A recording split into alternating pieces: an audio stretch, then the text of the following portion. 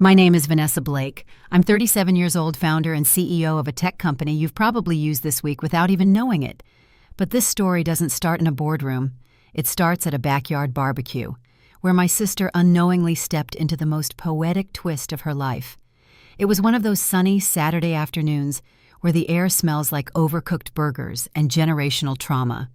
My parents were hosting their usual family reunion BBQ, a yearly event, where my success was conveniently ignored while my sister Rachel got praised for things like networking and knowing how to wear heels properly. She's 35, just 2 years younger than me, but in my parents' eyes, she's always been the golden girl. Beauty pageants, student government, the whole perfect package fantasy. Meanwhile, I was the one tinkering with circuit boards in the basement building websites instead of dating launching prototypes when she was launching lip gloss reviews on Instagram. So there we were, red Solo cups in hand, cheap folding chairs lining the lawn, when Rachel stood up with this smug little smirk on her face and clinked her glass like she was about to announce a royal engagement. "Big news, everyone," she said, hair flawless, voice syrupy. "I've got a final round interview at one of the top tech companies in the country, Nexus Labs." Applause erupted. Someone yelled, "That's our girl." My mother looked like she might cry from pride. And me, I nearly choked on my lemonade. Because Nexus Labs is mine. I built it from the ground up. I coded the first product in my cramped studio apartment on a $300 laptop. I slept under my desk for years. I pitched to investors who wouldn't even look me in the eye. I turned ramen noodles and rejection into a billion-dollar valuation. But none of them knew that, because I never told them. To my family, I was just the weird one who worked online. They never asked what I did, and I stopped offering. So now there she was, bragging about applying to my company, having no clue that the final interview she was so excited about was going to be with me. "And the cherry on top, I did a little LinkedIn stalking," she giggled. "Apparently the CEO is a woman, but I've never heard of her. Vanessa Griffin, I think. Total nobody before this." Griffin. My mother's maiden name. I'd taken it legally when I started the company, a fresh start, a clean break from being Vanessa Blake, the forgotten daughter. I stood there in silence, letting the fire pit crackle and the weight of what was coming settle in my chest like warm armor. Because I wasn't just going to show up to that interview, I was going to remind my sister exactly who she underestimated, not with words, not with revenge, but with power. And the look on her face when she walked into that conference room, let's just say, I'll never forget it. Growing up in the Blake household was like being a side character in someone else's coming-of-age movie. And let me be clear, I wasn't just any side character. I was the one who didn't even make the credits. From the outside, we looked picture-perfect, suburban charm, 2-story home with white shutters. Dad was a dentist, Mom taught 3rd grade. But inside those walls, everything revolved around Rachel. She was the blonde-haired, hazel-eyed darling who wore ribbons in her hair and won most polite in preschool. I, on the other hand, was the weird kid who took apart remote controls and tried to rewire my nightlight to blink in Morse code. At 10, our parents didn't get it. They didn't want to. I still remember the time Rachel won a local modeling contest. Nothing huge, just a photo in the town newsletter and a $75 gift card. But you would have thought she'd just landed a Vogue cover. My mom framed that picture and put it above the fireplace, right next to the family portrait. That photo stayed up for 10 years. Meanwhile, I won first place at a regional robotics fair in 7th grade, beat out teams from 3 states, and my award ended up in the junk drawer. Not even a magnet spot on the fridge. When I asked why they didn't come to the award ceremony, my dad didn't even look up from his crossword. "You know, we don't really understand that tech stuff, sweetheart. But hey, did you see how great Rachel looked at the dance recital?" Every achievement I earned felt invisible, and it wasn't just the big things, it was the everyday reminders. At dinner, Rachel got the bigger piece of steak. At Christmas, her gifts came in delicate boxes from actual department stores. Mine bargain bin books on women in science that felt more like statements than presents. Even our birthdays weren't safe. She had pool parties and professional balloons. I had, "You can invite 3 friends, max." It's funny, you start believing it, that you're just less pretty, less valuable, less worthy of attention. So I stopped trying to win theirs. Instead, I turned inward. Books became my sanctuary. Code became my language. While Rachel perfected her selfie angles, I was building primitive games on a hand-me-down desktop from Dad's office. She thought it was weird. Mom called it a phase. Dad warned me that too much screen time would rot my brain. But the irony, those long nights of isolation built the foundation for everything I have now. Still, that doesn't erase what it felt like to always come in second, or third, or dead last. In high school, Rachel was homecoming princess. I was editor of the yearbook, working late every night designing her page spread. At graduation, she gave a speech filled with recycled quotes and cliché jokes. Everyone clapped. I quietly collected my award for the highest STEM GPA and left the stage without a single cheer. When college rolled around, she got a new Honda Civic and a full dorm kit from Pottery Barn. I got a used laptop and a "You're so independent, honey, we know you'll figure it out." That line became their excuse for everything. Vanessa's the strong one. She doesn't need as much. She's fine. What they didn't see, what they never bothered to see, was that being fine was code for you don't matter as much. But I did what I always did. I learned to thrive without applause, to chase results instead of recognition, to hustle in the dark so no one could diminish what I built. I didn't realize it then, but their silence, their neglect, was training me for something Rachel would never be prepared for: self-sufficiency. She was built for praise. I was built for pressure. And pressure. That's where diamonds form. So when I dropped out of my fancy Ivy League law program and started what Rachel mockingly called my little tech experiment, I didn't flinch. I already knew what it felt like to be underestimated. But this time I wasn't interested in proving myself to them. I was building something bigger than validation. I was building freedom. And the day Rachel sat down in that interview chair across from me, completely unaware that her strong, independent sister now ran a billion-dollar empire. Let's just say, I stopped being second best. That day, I became unforgettable. There's a special kind of sting that comes from being mocked by your own family. Not strangers, not trolls online, but the people who watched you grow up, held your hand during chickenpox, shared your bathroom, and still somehow never really saw you. I was 27 when I officially launched my startup. No investor money, no fancy co-founder. Just a refurbished MacBook, a pile of notebooks filled with messy wireframes, and a stubborn refusal to live the life my parents expected of me. I'd just left law school. Yes, left. Not flunked out. Not took a break. I walked away from a Columbia JD and a six-figure debt path because I realized one semester in, I was doing it for all the wrong reasons. For them. For respect. For that moment when maybe they'd finally look at me and say, "We're proud of you." But that moment never came. And by the time I told my parents I was dropping out to start a tech platform that connected freelance project managers to remote startups, they looked at me like I'd joined a cult. "You're throwing away your future," my dad said, pacing the kitchen like he was calculating my funeral costs. Mom just stared at her tea. "You always were impulsive, Vanessa." But the real kicker came from Rachel.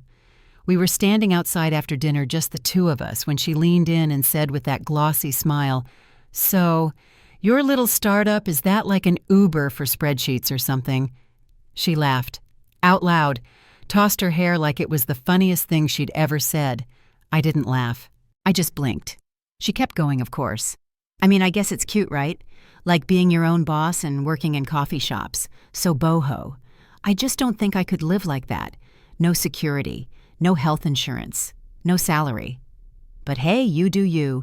That phrase, you do you, sounds supportive on Instagram captions. But in real life, it stings like a slap when it's laced with condescension. Especially coming from someone whose career highlights included running social media for a boutique jewelry brand that was really just her roommate's Etsy store. But I stayed quiet, because I'd learned early on people who laugh at your beginning have no imagination for your future. So I worked. Hard. While Rachel was brunching and hashtagging #hustle with a mimosa in hand, I was cold emailing startup founders, refining code, teaching myself UX design from midnight, YouTube marathons, and eating eggs for every meal because protein was cheap. I went months without buying anything new.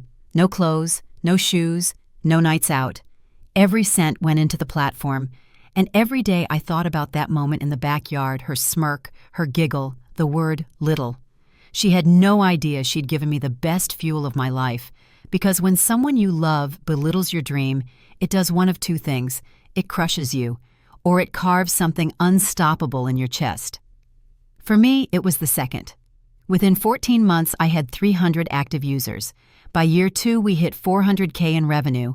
I hired my first employee, a brilliant developer I found in an online community who took a chance on a stranger with a big vision and a small bank account. I incorporated the company under the name Nexus Labs, and to separate myself fully, I legally changed my professional name to Vanessa Griffin, my mother's maiden name, a nod to the woman who raised me on quiet grit and always told me, "Don't wait to be chosen." I didn't. I chose myself. And while Rachel kept posting inspirational quotes about chasing dreams, I was living one she couldn't even imagine. Yet she still had no idea.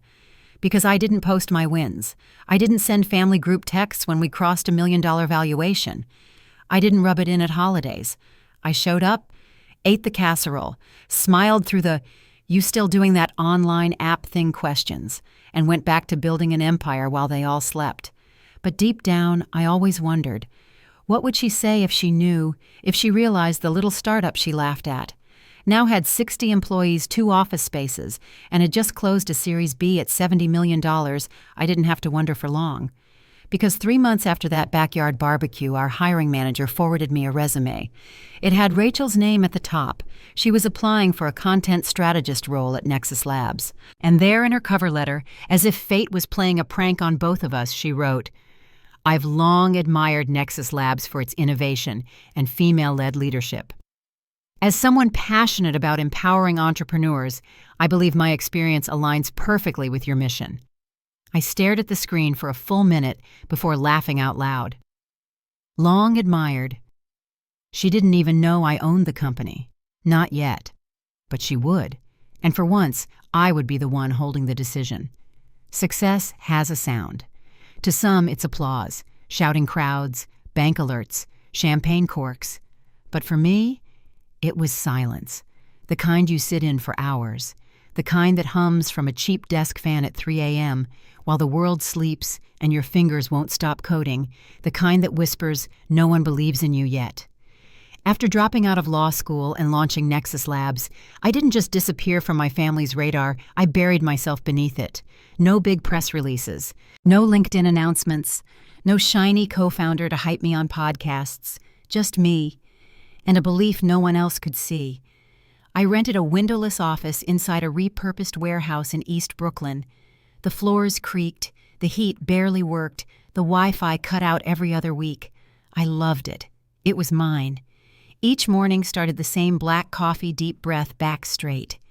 Each night ended with swollen eyes, energy drinks, and a screen that blurred between burnout and breakthrough. Rachel's laughter haunted me. Every time I hit a bug in the code or a potential investor ghosted me, I'd hear her saying Uber for spreadsheets, and I'd push harder. I remember one night, 2:41 a.m. My platform crashed during beta testing. I had no engineer, no backup, just YouTube tutorials, forums, and panic. I fixed it in 4 hours, slept on a yoga mat under my desk, woke up at 7:00 a.m. to take a pitch call in a blazer and pajama bottoms. The investor said no. I didn't flinch, because I was getting used to that answer. No. It became my breakfast and my fuel. No taught me where to look for better clients. No taught me how to answer the next question. No taught me that rejection is just a redirection no one asked for. By the end of my first year, Nexus Labs had 87 clients. Not flashy, not headline-worthy, but real. Bootstrapped, profitable, and growing. I hired my first employee, Lena, a whip-smart UX designer from Detroit, who could spot friction in a user flow like a hawk spots prey. We worked side by side on a couch that smelled faintly like old ramen and ambition. We added 2 developers, then a marketing lead, then a CFO. Not because I needed to scale, but because I needed sleep. During that time, Rachel posted photos from content retreats in Tulum. Her captions were all manifest this and abundance that. And yet, She lived paycheck to paycheck, cycling through freelance gigs, chasing influencer deals, and occasionally moving back home when rent caught up with her. But still, to our parents, she was the successful one. I remember visiting home once, a quick stop on my way to a Women in Tech summit, where I was scheduled to speak on a panel with Forbes execs. At dinner, my dad asked Rachel how her latest video series was going. They didn't ask me anything, not even where I was headed. I didn't tell them. Why would I? They had chosen who they wanted to believe in, and I had chosen silence. I poured my energy into systems, strategy, team building. I wasn't trying to impress anyone. I was trying to outlast every doubt they ever handed me. Year 3 came with a new office in Soma. Not a rental. Ours. Rachel still didn't know, neither did my parents. And I wasn't hiding it out of spite. I was protecting my peace. I didn't want congratulations from people who weren't there for the building, who didn't hold the ladder while I climbed, who didn't offer water when I was parched, only opinions. I wanted my wins to come without explanation. When I made my first $1 million in revenue, I took myself to dinner. Alone. I wore a black dress, no makeup, sat at a corner table, ordered steak and wine, and toasted to the woman no one believed in who never stopped believing in herself. No cameras, no press, just power. I didn't need applause. I had profit, I had purpose, and I had peace. Until one morning. I got an email from my hiring director, candidate Rachel Blake, position content strategist. Attached was her resume. Still had that glossy tone, still dripping with inflated accomplishments. But this time, she'd written, "My passion for helping female-founded companies reach wider audiences has led me to Nexus Labs, a brand I truly admire." The same company she once laughed at. The same woman she once mocked. Now she was asking for a seat at the table I built. Silently. Brick by digital brick. While she posted quotes, I posted profit. And now it was my turn to speak. When I started Nexus Labs, I knew I needed a clean break. Not just from my old career, but from my old identity. So I dropped Blake. Not legally, not for good, but for business. From that moment on, I became Vanessa Griffin, a name most people in my family wouldn't even recognize if it showed up on CNBC. Griffin was my mother's maiden name. Simple, strong, easy to remember. And most importantly, it had no baggage. No echoes of being the weird one, the quiet one, the she's just good with computers girl. Vanessa Griffin was a blank slate. And I was ready to write something no one could erase. For 3 years I operated that way.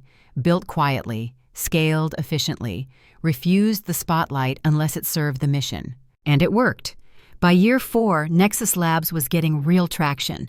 Our platform wasn't just a tool, it had become infrastructure for remote-first teams across dozens of industries. We weren't flashy. We were essential. Still, I kept the Griffin identity separate from the Blakes. It wasn't about revenge, it was about protection. I needed space to grow without the noise of old opinions or misplaced doubt. But sometimes, the past has a way of knocking loud and clueless. That knock came in the form of Rachel's resume. She had applied through a third-party recruiter, completely unaware that Nexus Labs was run by the sister whose dreams she once ridiculed. What made it poetic? Her cover letter. It practically gushed, "I admire how Nexus Labs was founded by a visionary female leader. Women like Vanessa Griffin inspire me to push harder in male-dominated industries."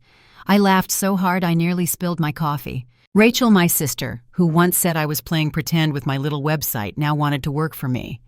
Not with me. For me. And she had no idea. I forwarded the application to my head of HR with a single line, "Move her forward. I'll do the final round myself." I wanted to see it. The moment her world tilted, the moment she realized the woman she admired from afar was the same one she ignored for decades. The day of the interview came fast. She walked into the conference room, polished and radiant heels clicking, resume folder in hand, completely unaware of the slow-burn drama about to unfold. I stood behind the glass partition as she settled into the seat across the table. My assistant looked at me and whispered, "You ready?" Oh, I was more than ready. I stepped in, calm, composed, wearing the exact confidence I once begged my family to see in me. Her eyes scanned me, searching. a flicker of confusion, then forced brightness. "Hi," she said, offering her hand. "I'm Rachel." I know I said, smiling as I shook it. "I'm Vanessa Griffin." Pause, then, that moment. That glorious, flickering glitch in the matrix moment where her brain connected the dots it had ignored for years. Her jaw didn't drop, but her eyes did. "Oh," she said, blinking rapidly. You look so familiar. I watched her try to piece it together, watched her panic behind perfectly lined lashes. "I guess I just wasn't expecting the founder to be you." "And why is that?" "No, I mean," she stammered, laughing nervously. "It's just, Griffin. I didn't realize." "You didn't know Vanessa Griffin was Vanessa Blake." Silence. The words hung between us like a truth bomb wrapped in ribbon. She stared. Then finally, "You're the CEO." I nodded. She swallowed. "I didn't know. I didn't connect the names." I leaned back in my chair, cool and calm. "Most people don't. That's the thing about building something in silence. It tends to speak louder when it's finished." She tried to recover, praised the platform, the mission, the brand. It was awkward. It was painful. It was perfect.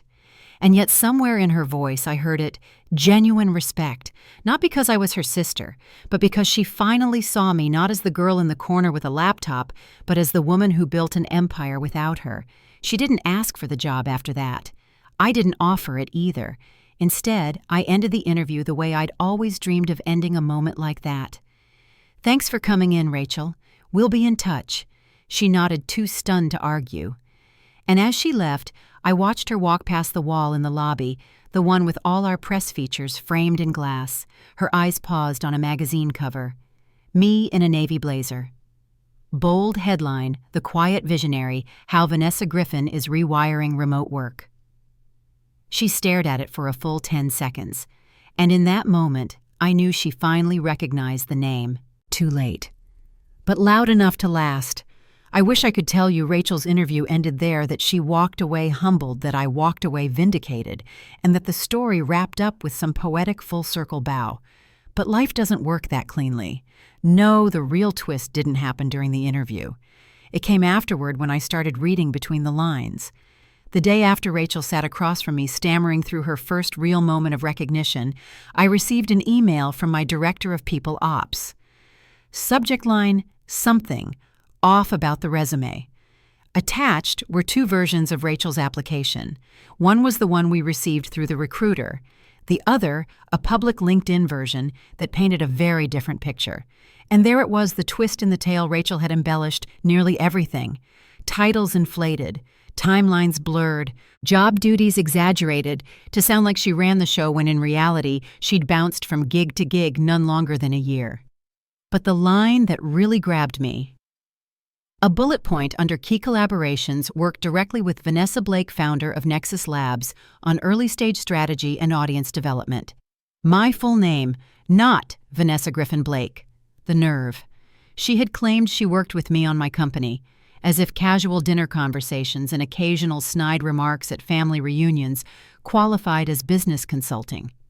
I stared at that sentence for a full minute, not sure whether to laugh, scream, or both. It wasn't just misleading, it was fiction. She hadn't worked with me. She'd mocked me. She'd stood on the sidelines sipping cocktails while I bled into code and contracts, and now she was trying to spin proximity into credit. But here's the twist within the twist. She wasn't the only one. Over the last 2 years, Nexus had grown rapidly. We'd hired dozens of team members, scaled partnerships across 3 continents, and appeared in just enough media outlets to make some people curious. Suddenly, long-lost cousins, high school classmates, and yes, even old family members were finding ways to reconnect. Emails began with, "So proud of all you've accomplished," and ended with thinly veiled favors. But Rachel's was the boldest. She didn't just want to claim association. She wanted in, not out of admiration, but out of necessity. According to a background report HR quietly ran after spotting the resume inconsistencies, Rachel's freelance income had dried up. Her latest influencer partnership had ended in public dispute, and her savings almost gone. She needed this job. That made what came next harder. Because I'm not a monster. And despite everything, despite the years of dismissal, the taunts, the eye rolls, and the total absence of support, a part of me still remembered her as the girl who used to braid my hair when we were little. A part of me wanted to help. But I also knew this. If I gave her the job, I'd be reinforcing the very dynamic I fought so hard to escape, rescuing the golden child while I carried the weight. So I made a different decision. I called her, directly. She answered after 2 rings, her voice overly bright. "Hey, Vanessa." I could hear the careful enthusiasm in her tone, the way she was trying to sound casual, as if our last meeting hadn't shattered every illusion she'd built. "I wanted to talk," I said, "not as your interviewer, as your sister." Silence. Then a soft, "Okay." "I read your resume," I said. "And I need to be honest with you. What you wrote about working with me, that didn't happen, not in the way you implied." I could practically hear the breath catch in her throat. "I didn't mean it like that," she said quickly. I figured we talked about your work sometimes, and I helped shape your thinking. Indirectly, maybe. You didn't." I let the words land. "You didn't help. You didn't believe. You didn't ask a single question when I was building this thing from scratch." "Vanessa." "You mocked it," I continued calmly. "You laughed at it. You called it cute and told me to get a real job, and now you want to attach yourself to something you dismissed." There was a long pause. "I didn't realize," she said, finally her voice cracking. "I didn't see how serious it was. I didn't see you. That got to me. Because maybe that was the truth beneath it all. They didn't see me, and that invisibility over time taught me to shine without their light." "I'm not calling to shame you," I said, "but I can't hire you. Not like this. I understand." I wasn't sure she did, but I could hear the weight in her voice, then something unexpected. "I was jealous," she admitted. "You always made things look easy, even when they weren't. And I guess I didn't want to feel small next to you. So I made you small instead." I let that sit in the silence between us. Then I said, "I don't need an apology. I just need you to understand that this company, it wasn't given to me. I fought for every inch. I know that now. That mattered more than I expected." After the call, I sat alone in my office, her resume still on my screen, her old LinkedIn still open in another tab, and for the first time in years, I felt something unexpected toward my sister.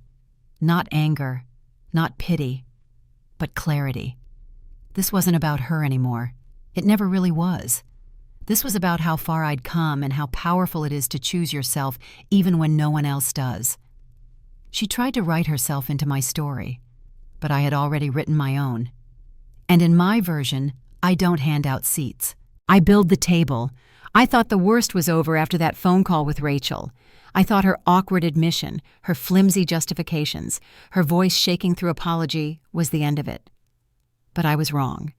Because a week later, one of my investors forwarded me an article, a startup blog known more for gossip than insight, but widely read in tech circles. The headline, "From Family Ties to Founder Insights, Is Nexus Labs More Than a One-Woman Show?" My chest tightened. I clicked the link, and there it was. A thinly veiled feature on my company, complete with a full paragraph about how early-stage creative development had been shaped by the founder's sister, a marketing strategist and influencer with deep experience in brand storytelling. My jaw clenched. Buried in that paragraph was a direct quote. Vanessa may have had the tech vision, but I was the one who helped translate it into something the market would care about. And the name attached to that quote, Rachel Blake. I reread it 3 times trying to process what I was seeing. She had gone public. She had used my company again as a launchpad for herself.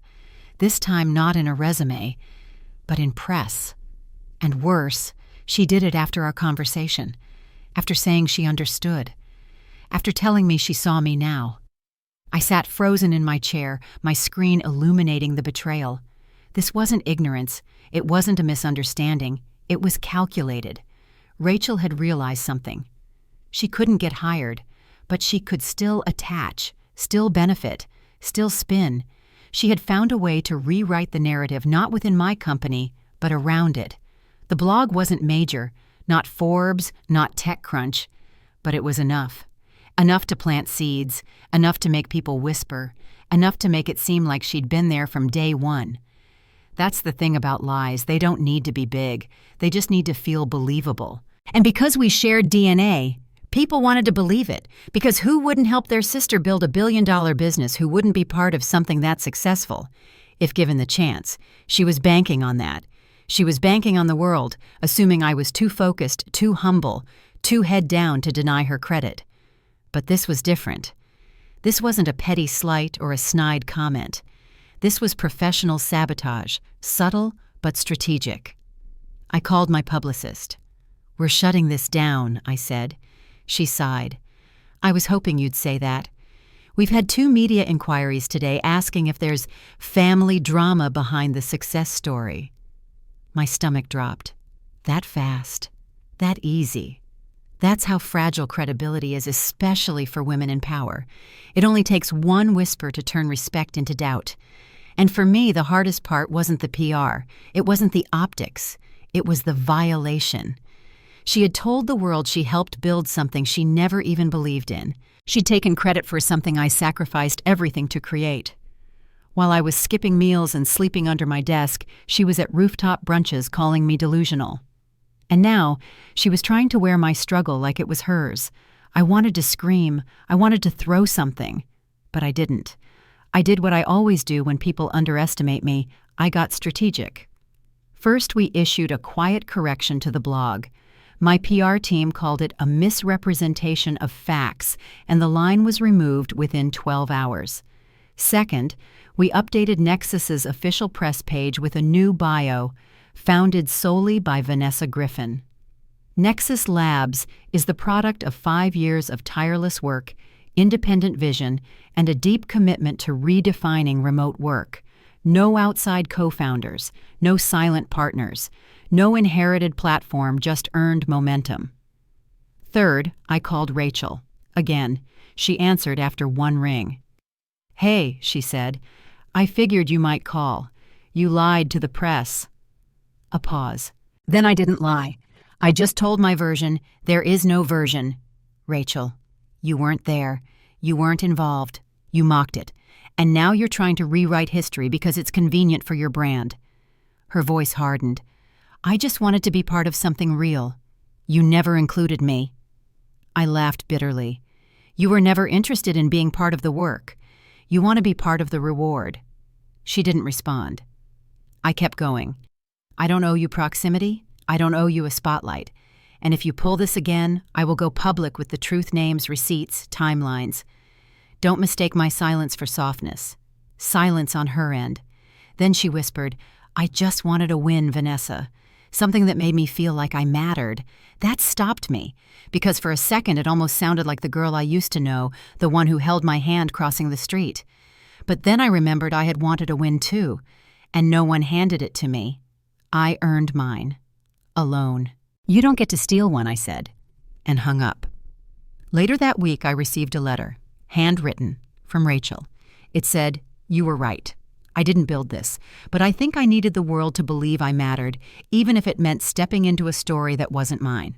I'm sorry. No excuses, no manipulation, just truth." And for the first time in a long time, I saw not the sister who ridiculed me, but the one who finally understood me. Still, forgiveness isn't permission, and recognition doesn't mean reconciliation. The damage was done. But now, the narrative was mine again, and I intended to own it loudly, clearly, and without compromise. Because if there's one thing Rachel taught me, it's that when you don't tell your story, someone else will. And they might just turn it into a resume lie with your name on it. Sure. Here is part 8 of the story titled, "The Truth Unveiled," from the series My Sister Mocked My Little Startup, Then Applied for a Job at My Billion-Dollar Company, written in American storytelling style and consistent narrative tone. I was sitting in my glass-walled office at Nexus HQ the morning after the interview, sipping my second espresso, when Julia from HR pinged me. "You'll want to see this." The applicant you flagged her resume raised some questions. I clicked the file, already suspecting where this was going, but nothing could have prepared me for how much fabrication Abigail had layered into her credentials. She'd claimed to have led multiple digital transformation initiatives for high-profile clients, none of which her former employers could verify. Her Harvard legal tech certification, non-existent. Her 3-month consulting role with a boutique Silicon Valley firm. It had shut down 2 years before she said she joined. The HR notes included words like embellishment, discrepancy, and potential integrity issue. I leaned back in my chair, exhaling slowly. The old me, the one desperate for approval, might have protected her, might have made excuses. But I wasn't that girl anymore. By noon, I had a meeting scheduled with HR Legal and our head of ethics. We take integrity seriously, especially at the executive level, but the ethical conundrum wasn't just hers, it was mine. I'd built a company rooted in transparency. Could I really let my sister walk into a leadership role under a cloud of lies just because we shared DNA? The final nail came with the call from her reference at Harlan & Burke. She was an okay mid-level associate, but she never led the projects she mentioned. Frankly, she was good at taking credit for other people's work. My blood chilled. That was a sentence I had heard once before from one of my early co-founders years ago when we parted ways. That evening, I walked the halls of the office long after the staff had left. The city below blinked alive with 1,000 ambitions, each light representing someone chasing something. I paused near our mission statement etched in steel near the entrance, Integrity, Innovation, and Impact. My name was on the building now. My vision built the foundation beneath every employee's feet, but family that was still complicated territory. I picked up the phone and called Abigail. She answered on the first ring as if she'd been waiting. "Hey, how'd it go?" Her voice was too breezy, too performative. "Abigail," I said quietly, "we need to talk about your resume." There was a beat of silence. "What about it?" she asked, voice tightening. I read it. So did our HR and legal departments. You padded your experience, and a few items are flat out false. She laughed nervously. "Come on, Diana. Everyone exaggerates a little. It's a job application, not a sworn affidavit." "You applied to my company," I replied, my voice calm but ice-edged. "You mocked my startup, belittled my ambition for years, and now you're asking to lead a division built on values you never respected using lies." There was silence again, heavier this time. "I didn't think you'd be so harsh," she finally said. "It's not about being harsh. It's about being fair to every honest applicant who didn't get a call back because they didn't inflate their credentials. You don't get a pass just because we share parents." I could hear her trying to hold back emotion. "I just wanted a chance." "No," I said gently. "You wanted a shortcut." I didn't hang up on her. I let the silence do the parting. And when the call ended, I knew the hard part wasn't over. Tomorrow I'd have to sit with HR and make a final decision. But one thing was clear. This was no longer a story about being the overlooked sister. It was about finally being the woman who didn't need anyone's approval to do what was right. Graduation day, 4 years ago. I stood behind the podium in a wrinkled gown holding a speech I'd rewritten 3 times the night before, hands trembling but voice steady. Back then I didn't know who was really listening. Today, everyone would be. The keynote stage at the Women in Tech Global Summit was set beneath crystal chandeliers and LED walls looping images of featured innovators. And there, among faces like Melinda Gates and Reshma Saujani, Vanessa Griffin, founder and CEO, Nexus Labs. The moment I stepped out from behind the curtain, the room buzzed. The kind of buzz that said, "She's the one we're here for."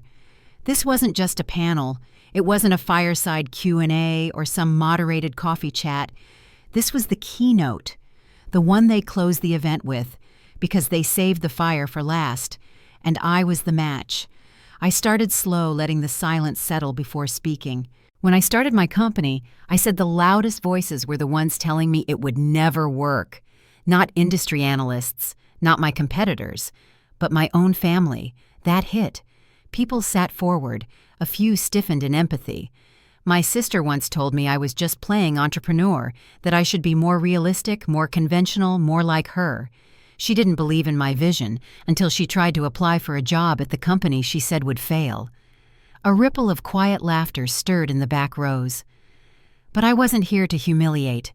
I was here to reveal. What I learned from that moment, and the thousands of silent ones leading up to it, is that people will only recognize your worth once the world forces them to. That's why we can't build our dreams for validation. We build them for ourselves. The applause started soft, then louder, then sustained. But I wasn't done. I told them about the 3 a.m. coding breakdowns, the ramen dinners, the yoga mat naps under a secondhand desk. I told them how success isn't built in pitch rooms. It's forged in the moments you decide not to quit, even when no one's watching. Especially then. My sister didn't break me. She sharpened me, I said. Because every dismissive comment, every eye roll, every time she called my idea cute, it carved a fire I couldn't extinguish. She taught me how to succeed without applause, and when the applause finally came, I didn't need it. I'd already won. When I walked off that stage, the audience stood. A full standing ovation. Not because of the company I'd built, but because of the clarity I'd found. Later at the after-party hosted by one of our biggest venture partners, a young founder approached me with tears in her eyes. My sister does the same thing, she whispered. I thought I was the only one. I looked her in the eye and said, no, you're just one of the first to turn it into fuel. Keep going. She'll watch. She'll follow. Maybe one day she'll even apply. That night, I opened my inbox. One email stood out. Subject line, I watched the speech. It was from Abigail. No apology, no excuses. Just this, you told the truth. I didn't deserve a seat, but thank you for showing me what it looks like to earn one. I stared at the message for a long time, because it didn't fix things, but it finally said everything I'd waited years to hear. The truth had been unveiled. Not through confrontation, not through revenge, through results, through integrity, through a voice that didn't need to scream because it had finally found its volume. 6 months after that speech, I was invited to join the board of a Fortune 500 tech firm, the kind of invitation that comes with embossed stationery and private flights. I accepted. Not for the title, not for the press release, but because it meant something deeper. I had entered a room no one in my family ever imagined I'd belong in, especially not as a leader. It was a quiet Tuesday when my assistant walked in with a puzzled look. Vanessa, she said, holding a pale blue envelope. It's from Abigail. I froze. Not an email, not a text, not another public move.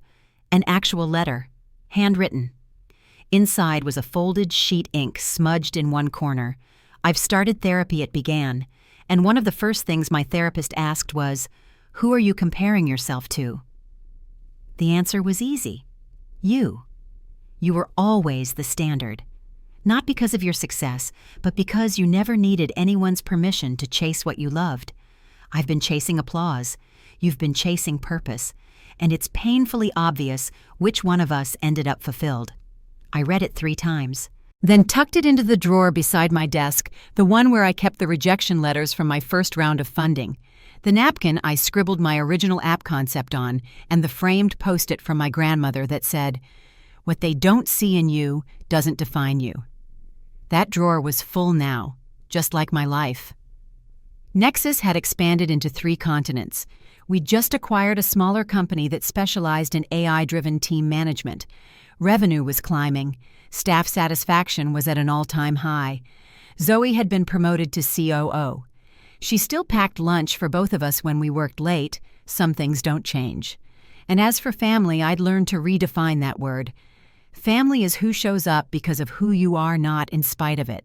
Family is who lifts your name when you're not in the room. Family is chosen.